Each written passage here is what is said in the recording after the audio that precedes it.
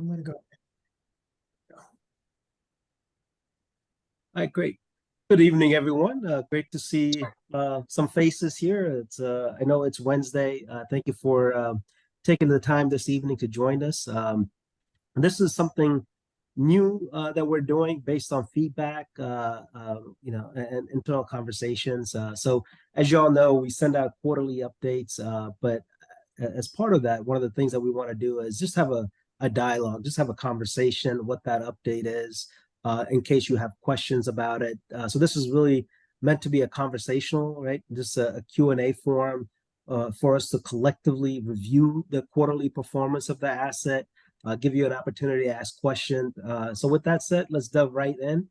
There are two things before we dive into the numbers, sorry, that I want to highlight. One, that we're going to be doing this on a quarterly basis, right? So after quarterly update, we will have a Q&A session where we review the numbers together. That's one. And again, this will be quarterly moving forward. Two, for 2024, we're also in the update that we sent out, we shared the quarterly budget with you. I'm sorry, 2024 budget with you.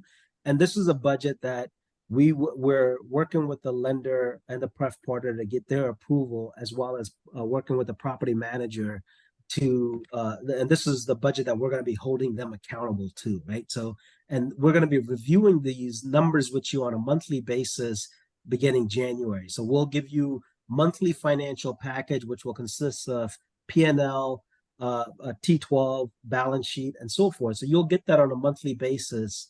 And then on a quarterly basis, we'll jump on a Zoom together and review the numbers together.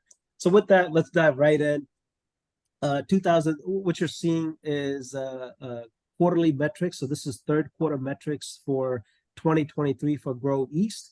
And in parentheses is how did it do compared to last quarter, right? So how did it do compared to Q2? And it's the red doesn't lie, right? We're seeing while the property did 92% occupancy in third quarter, it's still 1% below where it was in second quarter. The most important one is that it took a big hit from an NOI perspective, almost a 14% negative hit, and we'll come back to that. 209K in debt service is not a big number. The property can sustain that, but with the hit that it took in third quarter, that I'll come back to in this just a second. And then in terms of collections, it collected 485,000 monthly for the quarter, right? So again, all of these numbers are monthly averages for the third quarter. So you're asking, hey, why did the property go down by 14% NOI? That's a pretty significant number. And 100%, we agree that that's a pretty significant downward number. So there are two things that led to that, to be honest. One is the property management team that was in place didn't perform, right? There was a shift. The property manager, the community manager that was there left in June, and the persons that they brought in didn't do an adequate job of taking over the asset, and so it suffered. And two, at the same time, in the third quarter, there was another lease-up deal that came online, which stole a lot of the traffic and a lot of the numbers from Grove East. So you had essentially two-headed monster that came at it, a change in personnel at the property with lack of oversight from the property management team, as well as a lease-up deal that propped up. So new inventory, new apartments that came online, which really impacted it. We moved pretty quickly, it's not a property manager change is not something to take lightly. We thought it was prudent to make that change. We brought in RPM, which we believe to be better operators, focused on the bottom line. We have tremendous experience with them. They're managing our asset in Dallas Fort Worth called Rowlett Station. The numbers, that's our best performing asset to date. Grove East was there in Q4 of last year, as well as Q1 of this year, but then again, starting from Q2 and really it dove in Q3, which is why we wanted to make that change. The good news is RPM has already taken over. They took over in early September, and we're already seeing positive momentum. It's already evident in the numbers. So the numbers for September are improved. The numbers for October have also improved, right? So we expect that NOI number to be above 200 in no time. So we're expecting that NOI number to be at least 200 average monthly for Q4. And that's what we're going to be holding RPM accountable to. If you look at the budget for 2024, that number will jump even more, right?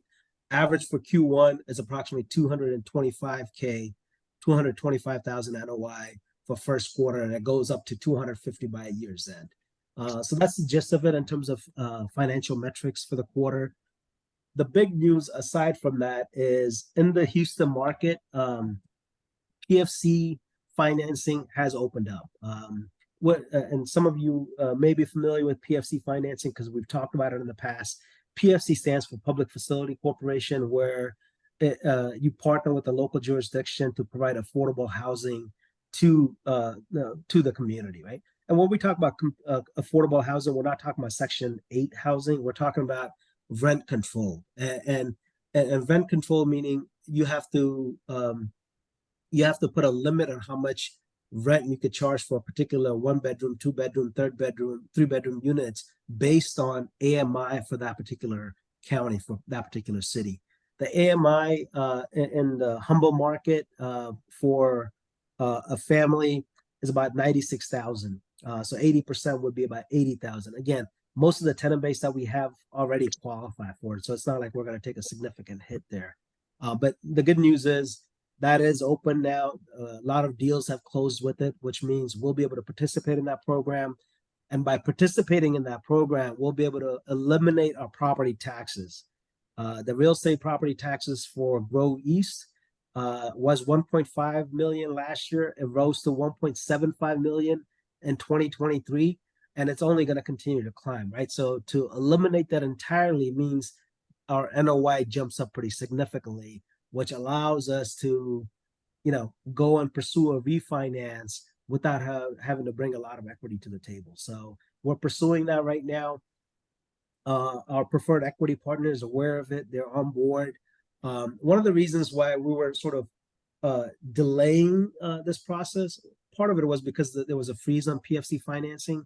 But one of the reasons also was that we had a minimum interest payment for 18 months on the debt. So even if we got out in 1 year time frame, we still owed them 6 months worth of interest payment for the loan that we have, which is about $49 million at actually a little bit, about 50 million at Grove East. So that's essentially roughly about I don't know, let's see, about 5%.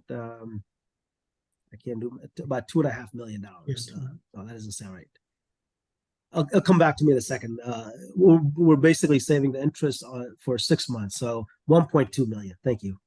Lost my train of thought there. So, but that is open now, so we're going to be pursuing that.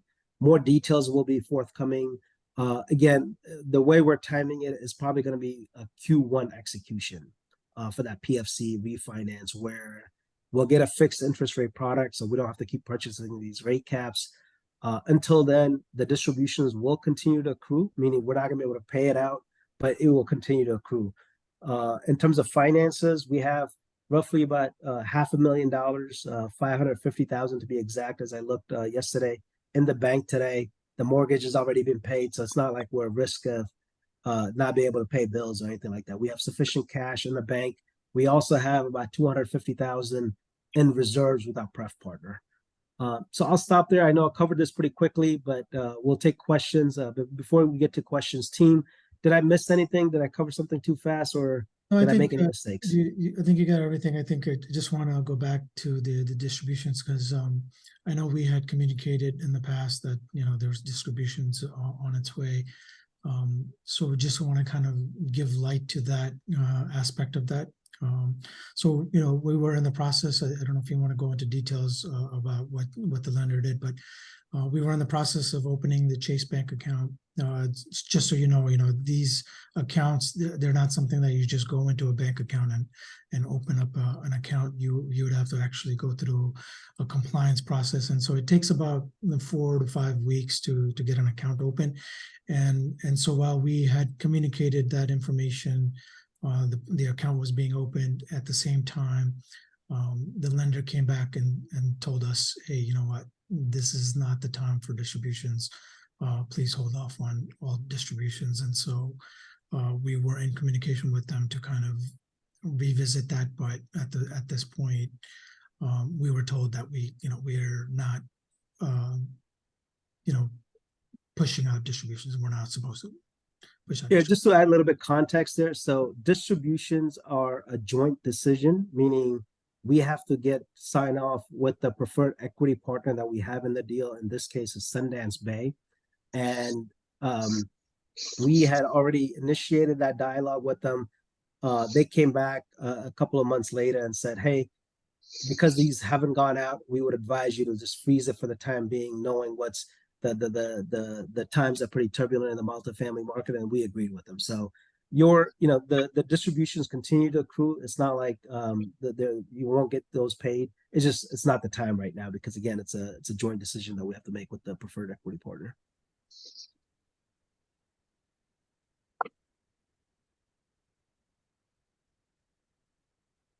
Yeah, so at this point, like, we would, open it up to questions.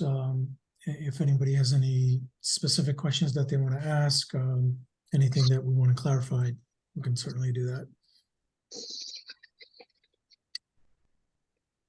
And use the chat. If you can't unmute yourself, you can certainly use the chat option to post your questions there as well.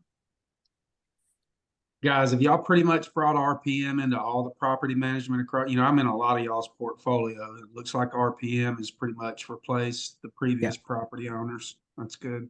Yeah, the properties that we're in complete control over, RPM is the manager, because again, they're more focused on the bottom line. I think ZRS is really known in the marketplace for a lease-up specialist. So when we made the switch earlier in the year, they were probably the right call, but long-term, RPM is a better operator, we believe. Cool. And again, this and I want to emphasize that the numbers that we're seeing here for third quarter is abnormal. This was not the case for Q2. This was not the case for Q1 or Q4.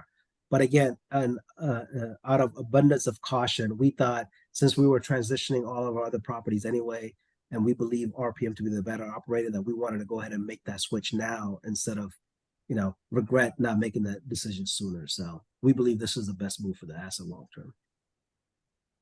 Gotcha.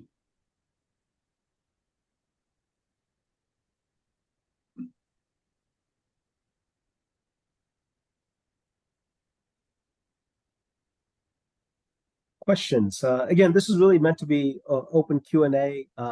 We believe Grove East is prime candidate within our portfolio. So there are two properties that we're adamant on pushing through to the PFC refinance, Grove East, and the second one being a deal in Katy as well. And the reason for Grove East is because 1.75, it has one of the higher property tax rates. And so to be able to eliminate that completely makes a lot of sense. There's also a timing crunch, if you will. We have a rate cap that's expiring in September of 2024, so in about 10 months from now, right? And if we execute on a refinance and get to a fixed interest rate product, we can go ahead and we can turn around and sell that rate cap and get about $500,000 in our favor, right? So again, timing is very important here. That makes sense.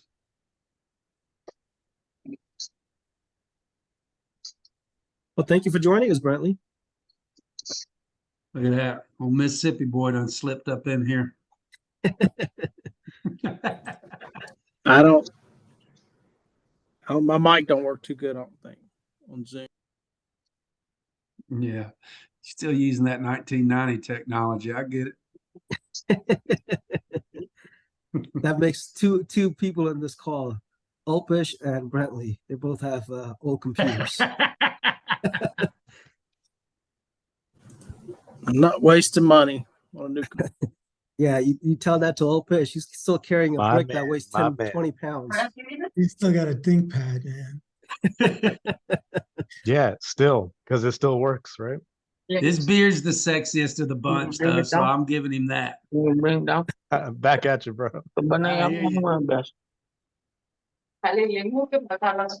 Hey, Dinesh, go on mute, buddy. Anyone else have any questions? Anything else before we wrap up? I know there's a lot of information shared here, but if something didn't jive or didn't, clear, we can clarify it.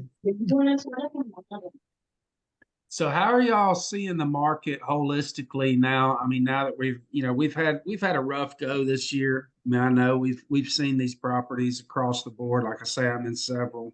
The market's been kind of rough. Do you see an uptick coming? How are we looking as far as, y'all's opinion on the overall market? Great conversation. A great question there, Scott. We don't believe we're still out of the woods yet.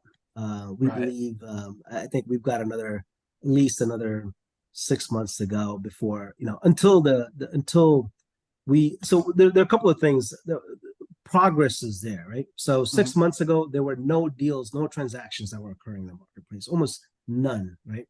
Now there are transactions occurring in the marketplace, probably not at pricing that we want. So the valuations are still far too low, but we think those will come around, right?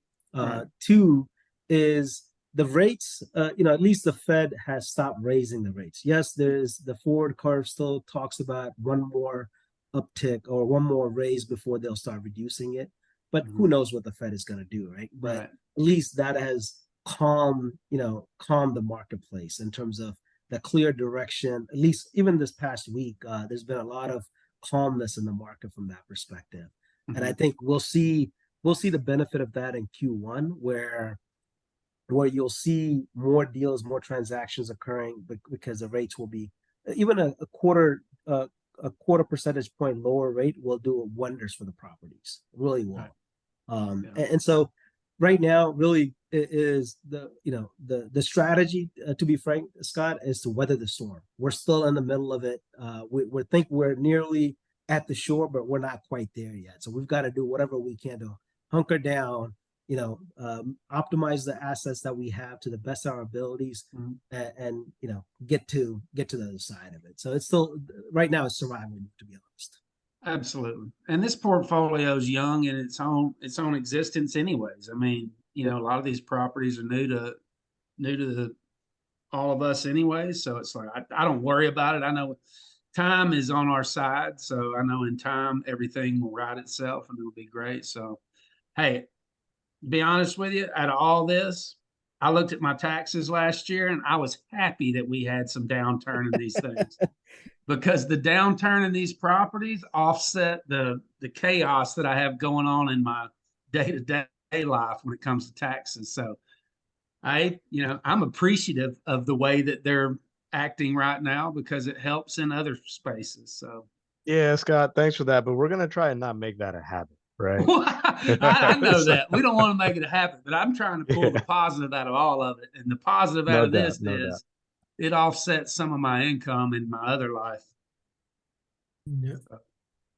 Yeah, and the other thing I'll add from a context perspective, Scott, that I think the everyone on this call will find helpful is, in every single one of our deals, we have a preferred equity partner, right? And these are institutional players that some have billions in the marketplace, some have, several hundred millions invested in various asset classes and so forth.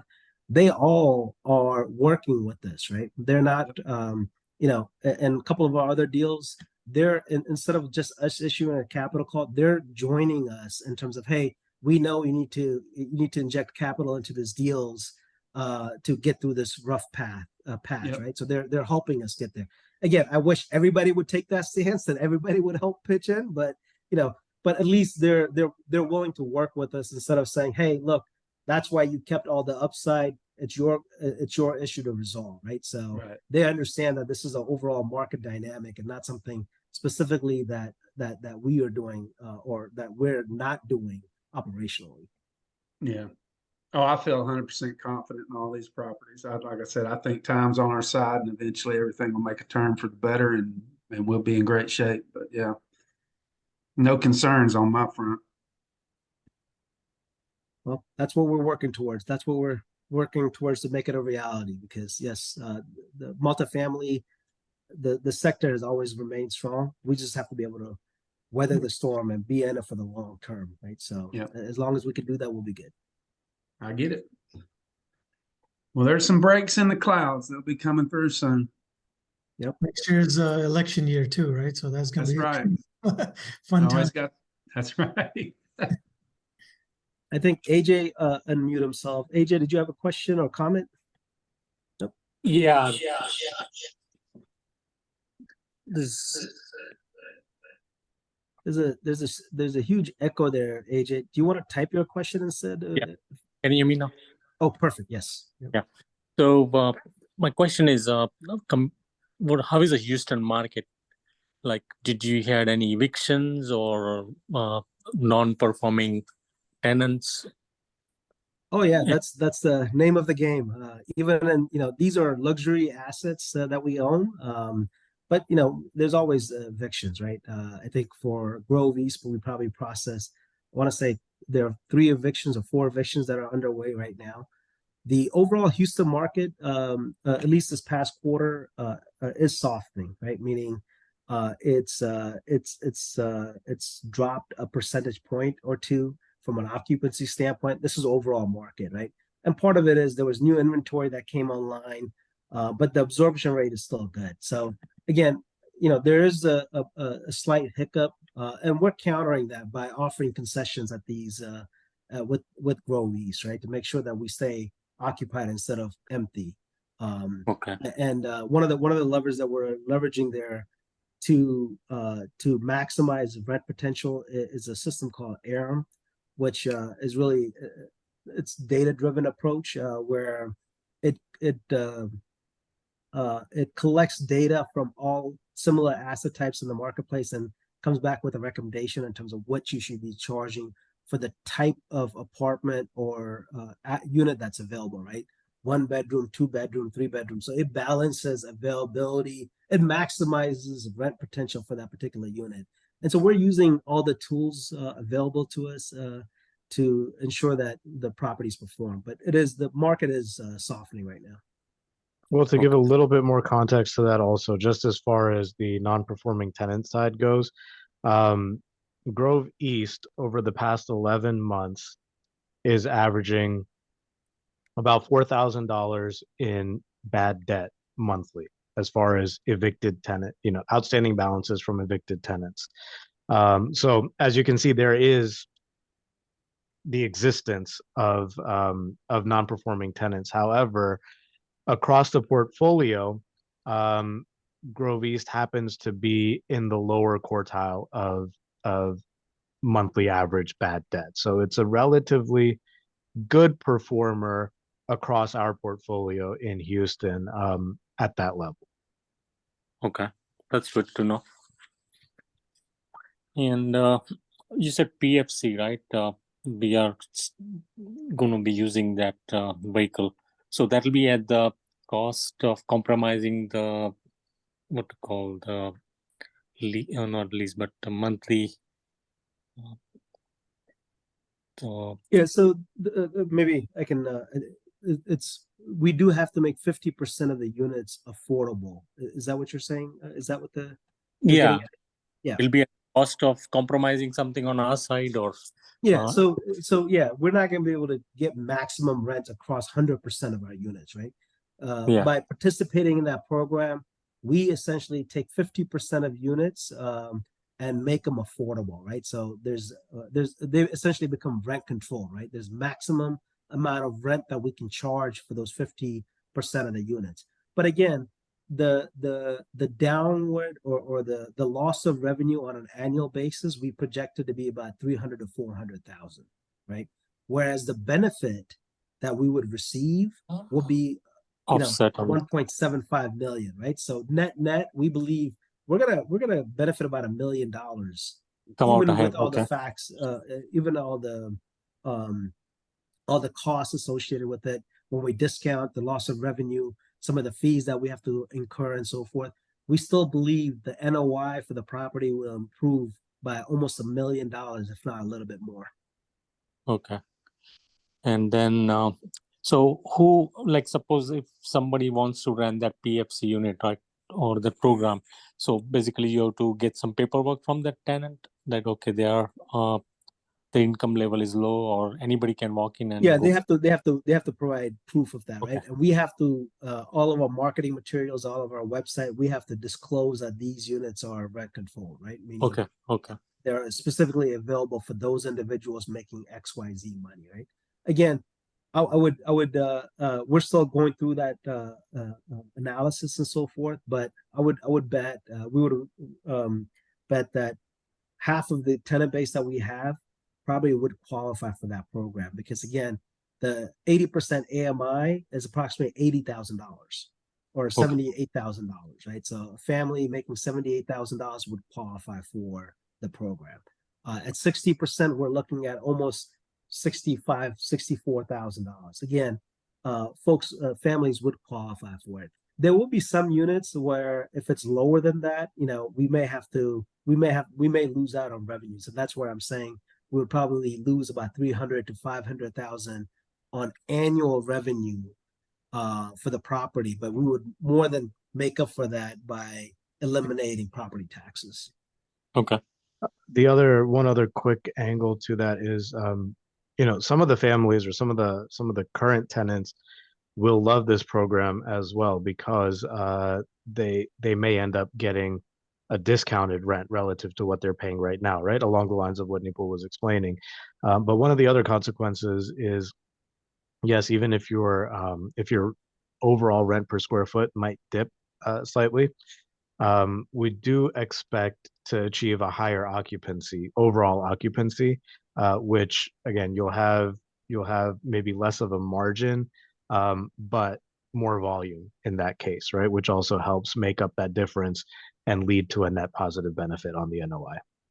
Okay. And one other question is, like you mentioned, the distribution will accrue, right? So can you share the number? I mean, how much is liability, or what is that? Yeah, so the preferred return that we have on all of our deals across the board is 8% annually, right? So meaning 8% accrual per year on the money that you've invested, right? So those distributions will accrue, right? Okay. And so what that means is basically Brick Street or our partner will not be getting any cut until we pay that out annually first, before there's a 75-25 split that occurs. Okay.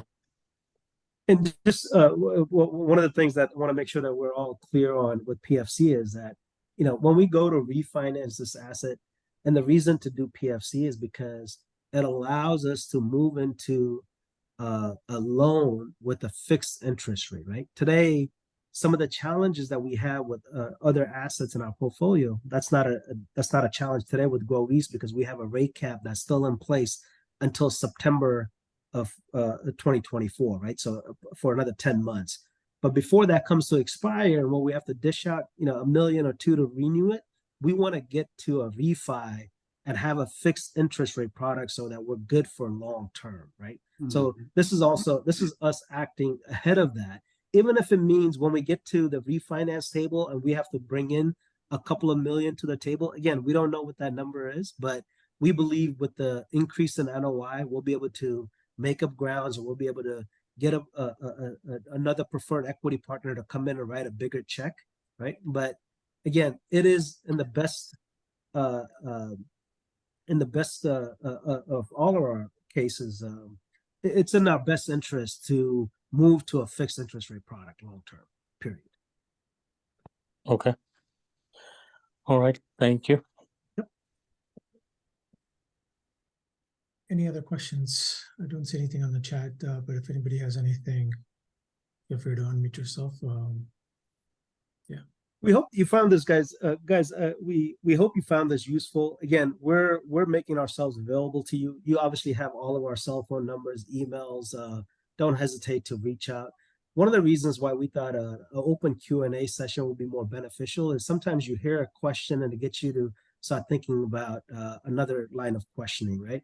Again, we're all in these assets together, right? Brick Street, our partner TTI, we're the biggest investors in any one of our assets, right, across the board. So it's not like we're not in it. But again, we're making ourselves available. in an effort to be even more transparent than we have been. We're sharing the budget with you because there's no one of the investors that asked, and so we thought, hey, if we're gonna make an effort to provide it to one investor, why not just share it with everybody, right?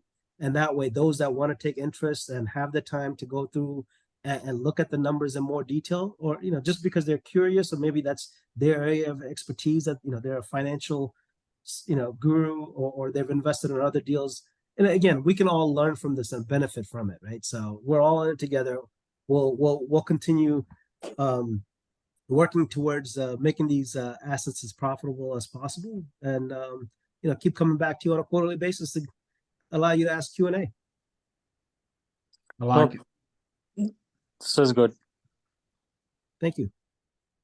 Well, with that, we'll give you back, Yeah. I guess, 26 minutes of your time. Keep this short and sweet. And again, thank you for joining us. Have a great evening. Thank you. Bye. Thank you, guys. Y'all have a wonderful evening. Thank you. You too. Thank you. Take care. Thank you. Thanks.